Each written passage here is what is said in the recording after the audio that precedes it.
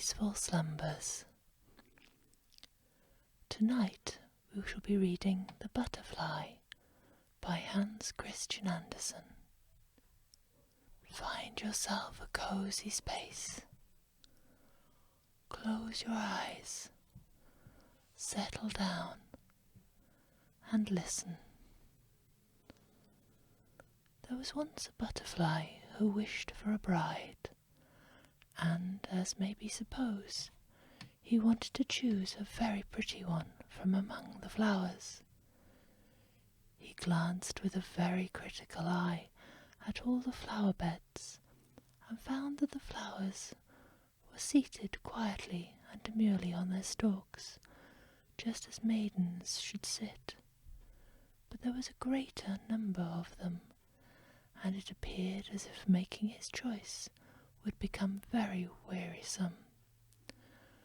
The butterfly did not like to take too much trouble, so he flew off on a visit to the daisies. The French call this flower Marguerite, and say that it can prophesy.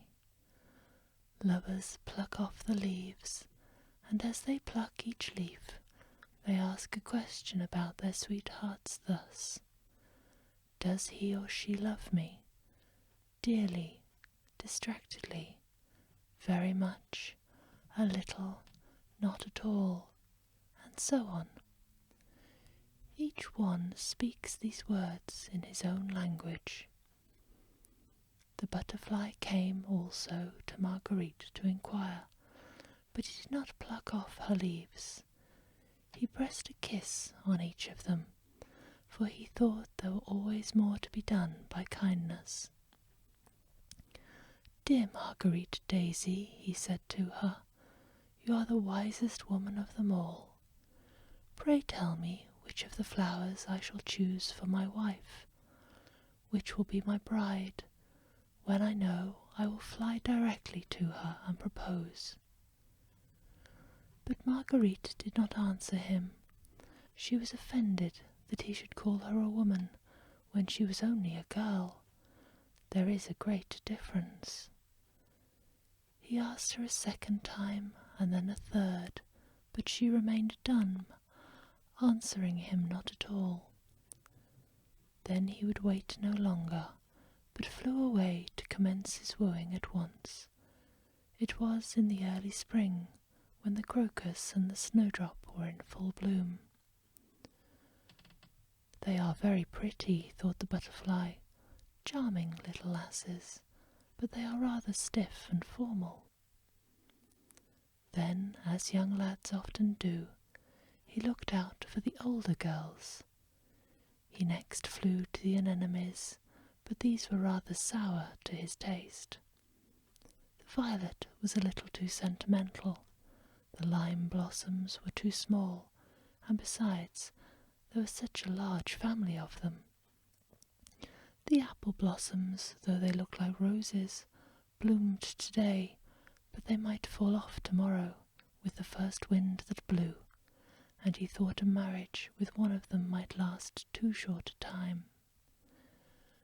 The pea blossom pleased him most of all. She was white and red, graceful and slender, and belonged to those domestic maidens who have a pretty appearance, yet can be useful in the kitchen. He was just about to make her an offer, when, close by her, he saw a pod, with a withered flower hanging at the end. "Who is that?" he asked.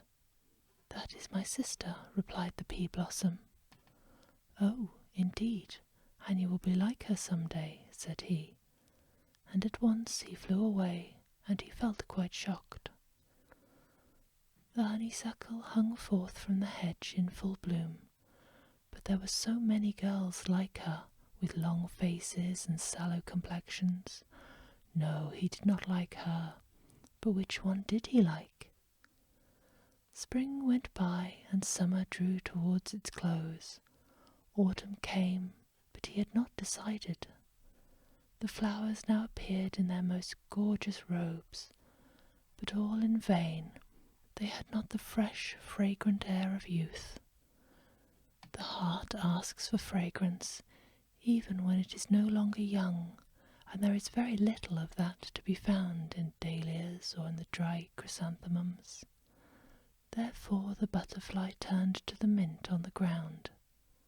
This plant, you know, has no blossom, but is sweetness all over. It is full of fragrance from head to foot, with the scent of the flower in every leaf. I will take her, said the butterfly, and he made her an offer. But the mint stood silent and stiff as she listened to him. At last she said, I can give you friendship if you like, but nothing more. I am old and you are old, but we may live for each other just the same. As to marrying, however, no, that would appear ridiculous at our age. And so it happened that the butterfly got no wife at all. He had been too long choosing, which is always a bad plan, and became what is known as an old bachelor. It was late in the autumn, with rain and cloudy weather. The cold wind blew over the bowed backs of the willows, so that they creaked again. It was not the weather for flying about in summer clothes, but fortunately the butterfly was not out in it. By a happy chance he got a shelter. It was in a room heated by a stove, and as warm as summer. He could live here, he said, well enough. But it is not enough merely to exist, said he. I need freedom, sunshine, and a little flower for a companion. So he flew against the window pane, and was seen and admired by those in the room, who caught him and stuck him on a pin in a box of curiosities. They could not do more for him. Now I am perched on a stalk like the flowers, said the butterfly. It is not very pleasant, certainly. I imagine it is something like being married, for here I am stuck fast. And with this thought he consoled himself a little. That seems very poor consolation, said one of the plants in the room that grew in a pot. Ah, thought the butterfly, one cannot very well trust these plants in pots. They have had too much to do with human beings. Peaceful slumbers. Sleep sweet.